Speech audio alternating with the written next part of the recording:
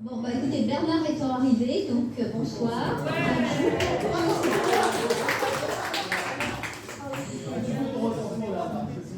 Je vous propose de démarrer donc le conseil municipal de ce soir.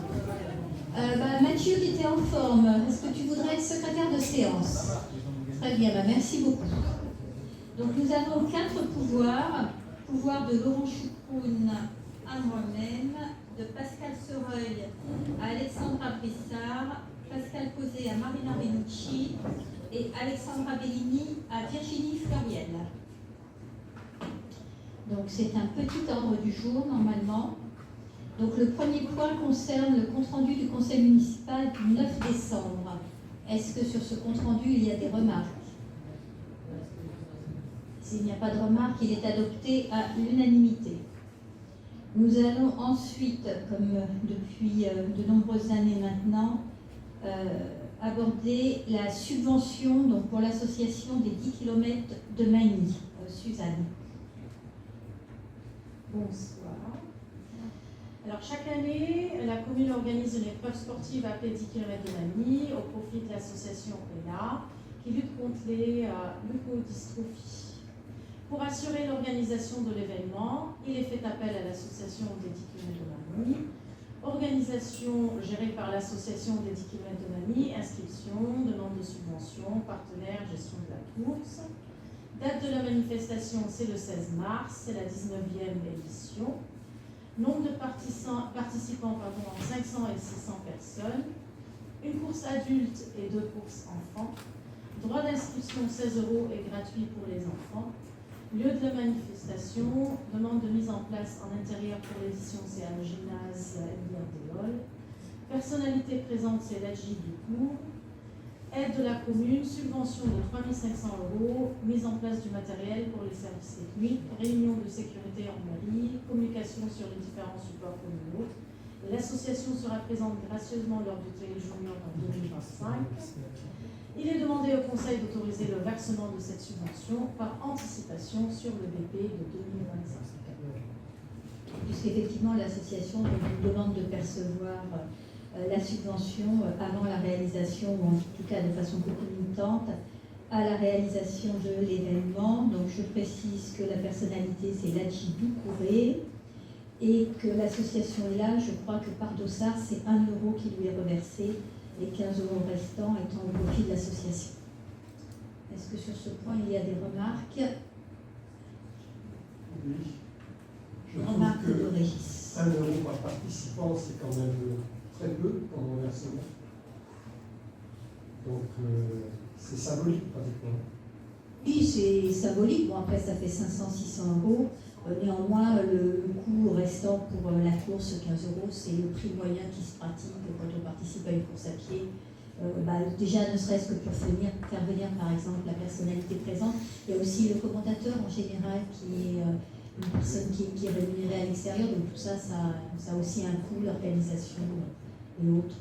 Voilà. Après, ça a toujours été 1 € pour l'association ELA, de mémoire, depuis 19 ans. Donc, ça ne peut pas 15 € et 1 € de reversion pour une cause humanitaire. Ok. Est-ce qu'il y a d'autres remarques? Abstention. Adopté à l'unanimité, merci. Il s'agit ensuite de la rétrocession de l'assiette foncière du groupe scolaire Simone Veil à la commune par EPA France. Donc effectivement, jusqu'au mandat précédent, donc, les bâtiments publics étaient réalisés par le SAN, le syndicat d'agglomération nouvelle du Val-d'Europe, et la ville de Maine-et-Longres a ainsi pu bénéficier de la construction de l'école Simone Veil. Au départ, donc, l'assiette foncière aurait dû être rétrocédée par l'EPA au SAN, qui, une fois la construction achevée, pouvait lancer une procédure de rétrocession complète, donc terrain plus bâtiment. Avec la transformation du SAN en communauté d'agglomération, la procédure a été retardée. Afin de régulariser l'ensemble, EPA France, propriétaire du terrain, va traiter directement avec la commune et la communauté d'agglomération Val-d'Europe Agglomération, qui a hérité des actifs du SAN, en fera de même pour la partie construction. Donc, en ce qui concerne le terrain, EPA France a fait procéder à une estimation des domaines, sachant que la transaction foncière se fera pour l'euro symbolique. Il vous est donc demandé de m'autoriser à signer les documents relatifs à la transaction foncière du bien cadastré ZB 659 d'une surface de 13 885 m² dans la ZAC de Courtala, et également donc de m'autoriser ultérieurement à signer avec la communauté d'agglomération Val d'Europe Agglomération les documents relatifs au transfert pour l'euro symbolique de la construction. Est-ce que pour ces deux autorisations de transfert à l'euro symbolique pour les deux, il y a des remarques? C'est la procédure normale pour la rétrocession des équipements publics. Est-ce que quelqu'un est contre? Ce serait dommage de ne pas accepter le bâtiment et le terrain pour 1 euro. S'abstient, adopté à l'unanimité. Je vous remercie. Le point suivant donc, concerne l'indemnité de fonction des élus. Donc, comme vous le savez, Alexandre Affre a démissionné de son poste de conseiller avec délégation. Les délégations qu'il avait, les responsabilités qu'il avait au niveau transport et défense ont été reprises par Simonetta Resta. Je vous propose donc de remplacer Alexandre Affre par Simonetta Resta au niveau donc, du versement de son indemnité, sachant que, comme vous le savez, Simonetta avait déjà une indemnité un petit peu inférieure à celle des autres adjoints. Donc en incluant l'indemnité que recevait auparavant Alexandre Affre, ça fait pour chacun des adjoints 9 199,20 € par an et pour Simonetta 5 990,64 € par an. Je pense que ça va avec la délégation et puis c'est également pour couvrir les frais quand il y a des réunions à Saint-Thibault-des-Vignes, à Collégien, parfois à Melun d'ailleurs. Est-ce que sur ce point il y a des remarques? Quelqu'un s'abstient? Adopté à l'unanimité. Merci. Le point suivant concerne le groupement de commandes entre la commune de Magny-le-Hontre et le CCAS pour la passation et l'exécution de marchés publics relatifs à des prestations d'assurance. Est-ce que c'est toi qui le présentes, Claude, ou c'est moi? Bonsoir à tous. Oui, je vais présenter. Oui, la commune de Magny-le-Hontre a souscrit un certain nombre de contrats d'assurance afin de couvrir l'ensemble des risques en matière d'assurance des responsabilités générales et des risques annexes, les assurances en dommages ou biens, les assurances de la flotte automobile et des risques annexes. Ces contrats d'assurance arrivant prochainement à leur terme, soit le 31 décembre 2025, il est nécessaire de relancer une procédure de marché.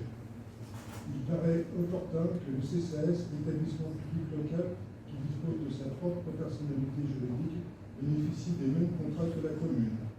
Il convient dès lors de réaliser une consultation conjointe dans le cadre d'un groupement de commandes et dans l'objectif de rationaliser la gestion administrative. Conformément aux articles du Code de la commande publique, les regroupements de commandes entre deux personnes publiques doivent faire l'objet d'un accord préalable sous la forme d'une convention. Cette convention a pour objectif de définir les modalités de fonctionnement du groupement et de désigner l'un des membres en tant que coordinateur.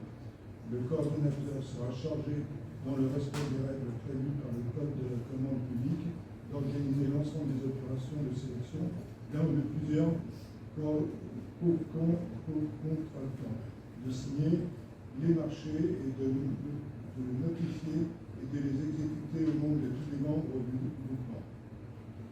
Ainsi, dans l'optique de regrouper leur achat dans le domaine des assurances afin de réaliser des économies d'échelle, de mutualiser les procédures de passation, de faciliter la gestion des marchés publics d'assurance, la ville et le CCAS décident de consulter un groupement de commandes dont les modalités de fonctionnement seront fixées par la Convention ci-jointe, conformément à l'article L. 2113-6 et 2113-7 du Code de la commande publique. En outre, cette consultation impliquant l'élaboration de cahiers des charges complexes et nécessitant une expertise approfondie du Code des assurances, il a été décidé de faire appel au cabinet de conseil AC Consultant SARS. Ce dernier a été missionné pour réaliser un diagnostic des besoins, assister le maître d'ouvrage dans la réalisation du dossier de consultation, analyser les offres des opérateurs économiques et d'assurer le suivi des contrats et la gestion des litiges. Il est demandé au conseil municipal d'approuver les dispositions de la présente convention relative à un groupement de commandes entre la commune de Menilon et le centre communal d'action sociale pour la préparation, la passation et l'exécution des marchés publics relatifs à des prestations d'assurance pouvant leurs risques respectifs. De désigner la commune de Menilon comme mandataire du groupement à la commission d'appel d'offres de la ville pour l'attribution du marché à venir. Les marchés et les notifications et les exécutés au nom de tous les membres du groupement, ainsi que dans l'optique de regrouper leurs achats dans le domaine des assurances afin de réaliser des économies d'échelle et de mutualiser les procédures. De taxation. Je pense que c'était bon. Oui, c'est bon. Tu avais les deux premiers points et le troisième c'était m'autoriser à signer. D'autoriser Madame le maire, oui. Là, je partais pour un tour. Oui. Donc, sur ces trois demandes, donc approuver les dispositions de la convention de mutualisation, enfin de groupement de commandes, désigner la ville comme mandataire et m'autoriser à signer la convention. Est-ce qu'il y a des remarques? Est-ce que quelqu'un est contre? S'abstient? Adopté à l'unanimité. Et donc le dernier point, ce sont les décisions qui ont été prises donc, depuis le dernier conseil municipal, donc, qui concernent essentiellement des marchés publics. Donc le premier, assistance et maintenance du logiciel de gestion pour les salles municipales, donc le logiciel 3D West, à hauteur de 443,73 € par an. Le contrat de service conclu avec la société Grimpomania pour la maintenance de la structure d'escalade au gymnase Émilie-Andéol, 1045 € par an. Le marché public à procédure adaptée avec la société Prismatronique pour la fourniture, pose et maintenance des nouveaux panneaux d'information municipaux. Et enfin, au niveau du cabinet du maire, donc la demande de toute subvention d'État dans le cadre des travaux de fourniture et pose de lampes LED pour l'éclairage public de grande hauteur. Voilà, c'était un point pour information. Normalement, nous en sommes, comme indique Patrick, effectivement, en 2024, il y aura eu 100 décisions du maire entre les conseils municipaux. Voilà. Donc, je pense que les compteurs repartiront à 1 à partir de janvier. Voilà, bah, écoutez, je crois qu'on a épuisé l'ordre du jour. Il est 20h54 et je vous en remercie.